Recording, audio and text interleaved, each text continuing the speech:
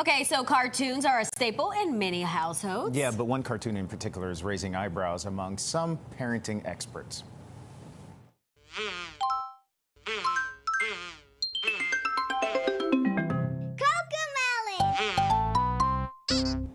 Cocomelon is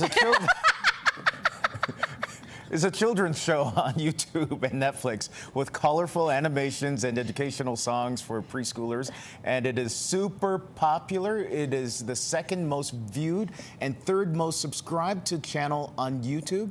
I think more than 1 billion views are associated with it every day. But a recent article on Parents.com asked the question, is it bad for kids? So joining us now to talk about it is developmental psychologist Dr. Rebecca Manes. Thank you and welcome back to the show. Good to see you. Okay, so what's the controversy with Cocomelon, and is there a certain age in particular that this is associated with? Controversy is that it's obviously a business, so it's designed for the stakeholders of parents and little kids to learn about symbols, about concepts, but they're doing it in a very overstimulating, fast-paced way. And our concern is that that's not ideal for kids who need interaction with people, time to reflect, and for the developing brain. Let's dive into that a little bit deeper here in this war on Cocomelon. How could it be harmful for kids?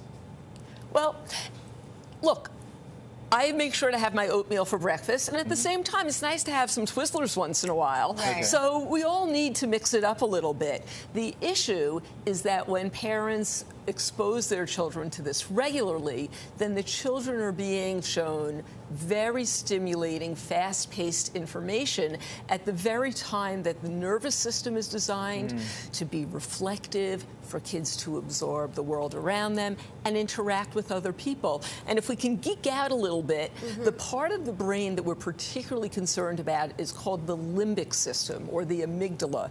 That's the part of the brain where kids learn how to control their emotions. And it's under age 5 when those tracts, those pathways, are particularly being strengthened. So screen time triggers use of, or triggers the dopamine neurotransmitter, the chemical that sets off the habit connected to rewards.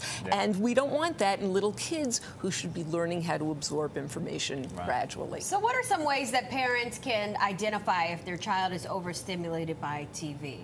So parents know their kids best. There are some kids, we say to them, a couple minutes of Cocomelon, then it's time for us to go shopping or to read a Curious George book, and the kids are fine. There are other kids who will have tantrums. They'll show signs of being overstimulated. They won't listen to or be able to absorb what the parents are saying. They'll become very irritable. And that's a sign that the parents need to find a way to contain the exposure or have the transitions be effective. And it's not necessarily just this show. Nickelodeon is doing a show that's a ripoff of Cocomelon, so they've seen the formula. There will be other shows like this that will overstimulate these kids, but is there anything that parents that can do other than just taking them away from these shows? There are many things parents can do. First of all, parents can set the example in spending some time on their screens and some time interacting with their families or cooking together. The other thing is that parents can be observant to see, are there certain times of day that their kids are able to transition better?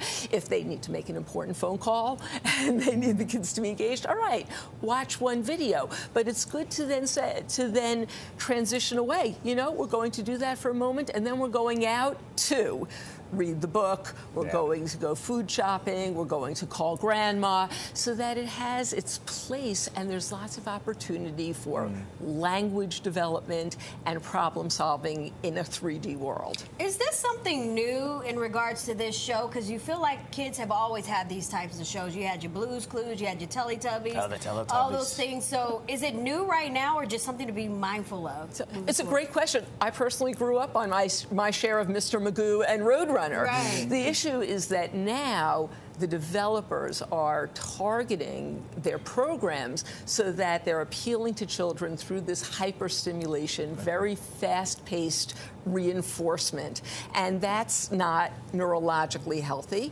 We want our kids learning how they can step back, take feedback, move ahead. And in that high stimulus experience, that's less likely to be reinforced. All right, Dr. Manis, thank you so much. Really Thank you. appreciate it.